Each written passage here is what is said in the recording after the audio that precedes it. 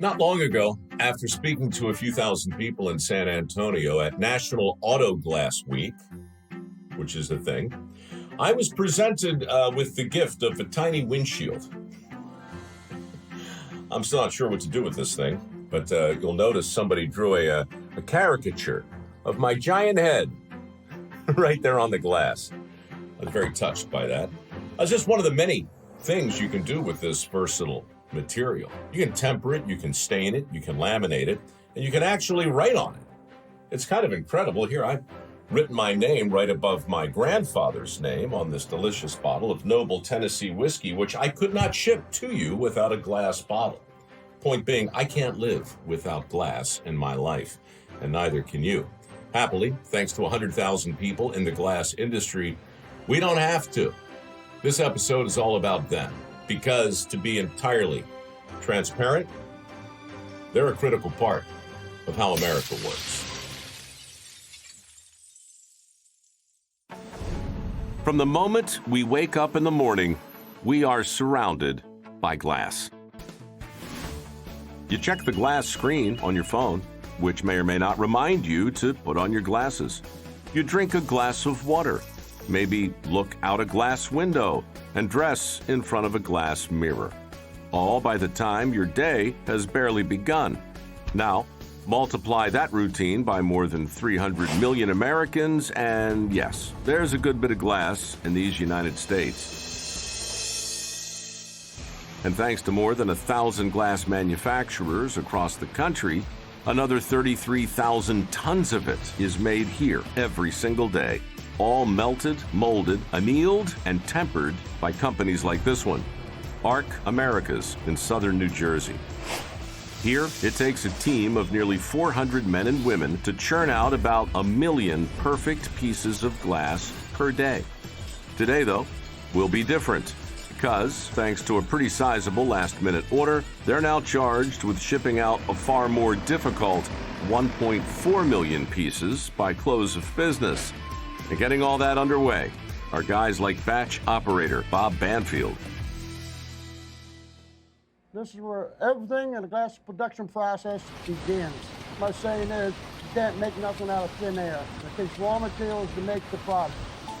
And since about 60% of that raw material is sand, Bob's going to need about 25 more tons of the stuff to make today's quota. But here at Arc Americas, they don't just truck in any old sand.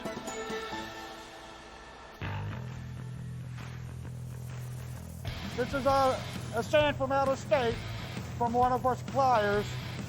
They gotta have as low iron as possible. You don't see no black spots. Normally with iron, you see black spots. And you see how good quality sand that is. That's how you make your high quality glass and high quality raw material. And here's how that high quality process goes. First, your sand is mixed with other ingredients like limestone and soda ash. Then, it's sent into a furnace and heated up to more than 3,000 degrees. Once molten, you've pretty much got glass that can be blown, molded, or otherwise shaped into any number of items, from windows to water jugs. But before any of that can happen, Bob will first need to ensure that this sand gets where it's going.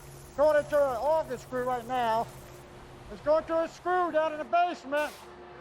It's going up this elevator into that silo right there on the right. It's going into that silo.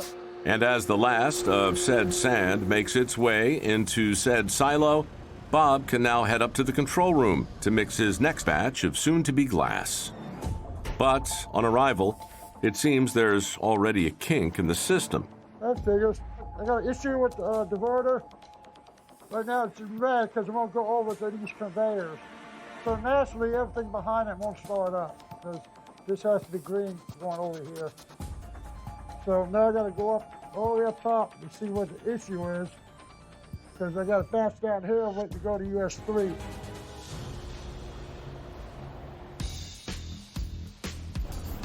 While Bob heads for the top of the batch house, over on the factory floor, the many molds and machines of Arc Americas are already churning out hot glass at a rate of 1,300 pieces per minute.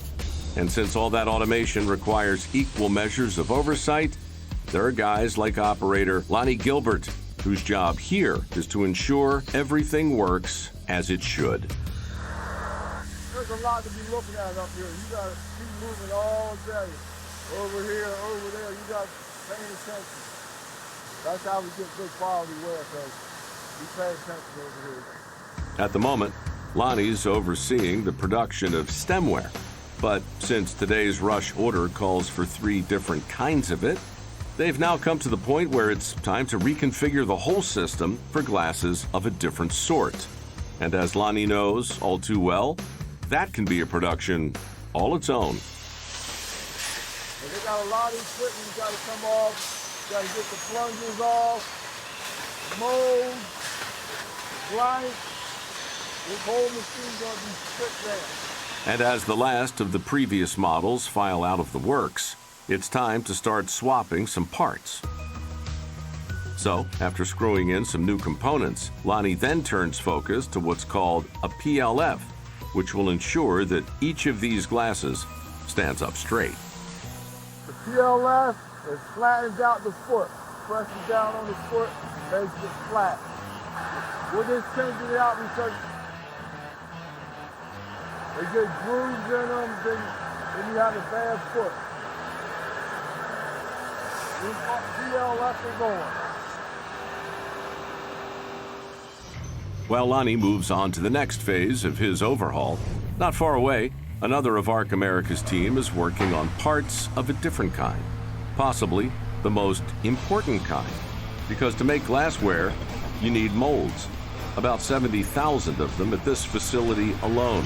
And since those molds are exposed to near constant heat and pressure, there's a job devoted exclusively to dealing with all the damage that does. And that job goes to mold fitter Clyde Solomon.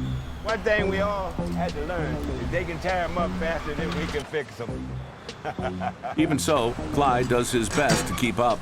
Most recently, he's been tasked with fixing 12 molds that are used to create 14-ounce pint glasses. And in so doing, have taken quite a beating. Right now, I'm seeing a lot of damage. I'm seeing glass in the molds. I have to repair them, get the holes out, and polish them, and then put it back together. To start, Clyde will remove any residual glass that, on occasion, can become stuck inside the molds. When that happens, a few taps on the workbench are usually enough to dislodge it. Usually, but not always. I had to put some fire on this one.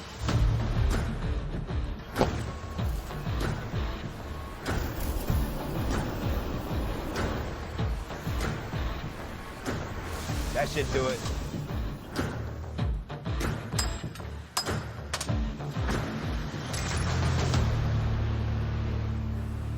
That's what happens when you heat it up like that. With the glass out of the way, Clyde can now get down to the business of repairing the mold. But to find out just how much damage has been done, you'll first need to buff away any char, soot, or other impurities. And with those now out of the way, it's worse than he thought. Good Lord.